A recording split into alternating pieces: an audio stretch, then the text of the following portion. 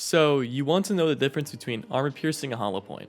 I've always wondered what the legitimate difference was between these ammo types broken down, so that's what I'm here to do today. Before the video starts, I thought I would like to mention that I have a Twitch channel at twitch.tv/cornycowboyapp. I stream Sunday through Thursday at 2 p.m. Eastern. Come check it out. If you guys want to debate about this topic, I'd be more than happy to. Anyways, let's just jump right into it. We'll start off with armor piercing. Armor piercing cuts the maximum damage range in half. So let's say you're using an M16A3, and with the M16A3, it has a maximum damage range of 80 studs, and the multiplier for the maximum damage range is 0.5, so therefore if you do the math, 0.5 times 80, your maximum damage range is 40. So this ammo type cuts your maximum damage range in half.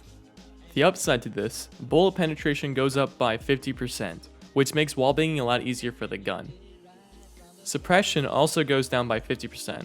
If you don't know what suppression is, it's basically that thing when your screen shakes when you're getting sprayed at by an M60. So it's kind of like a useless perk, but you know, it is what it is. Armor piercing actually also reduces a significant amount of recoil. This is the MP10 without armor piercing.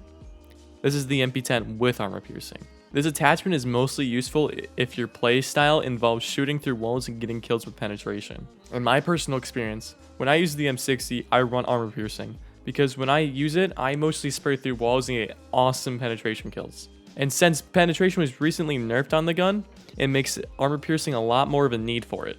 The only group of guns that actually really benefit from this ammo type are guns without any penetration. In casual gunfights, a lot of the time people go behind walls or structures and without any penetration, it cripples your ability to kill. So sacrificing your maximum damage range is probably a better trade-off for a little bit of penetration and some recoil reduction. I'm gonna say this again, you should not use this ammo type for recoil reduction. You should only use it if your gun needs extra penetration. I feel like some people might get that mixed up, just letting you guys know right now. You do not use this ammo type for any sort of recoil reduction. Now that we understand armor piercing, we should take the time to learn about hollow point. To start things off, hollow point has a maximum damage multiplier of 1.2, and the maximum damage range is also multiplied by 1.1. And I'm not gonna lie, this sounds like really good at first. But let's get into the other stats before we start judging this ammo type. It has a minimum damage multiplier of 0.8, meaning the gun does less damage at range, but it gets even worse. The minimum damage range multiplier is 0.9, giving you less range. It also has a headshot multiplier of 0.8. If you do the math correctly, it cancels out the maximum damage multiplier, leaving it right back where you started.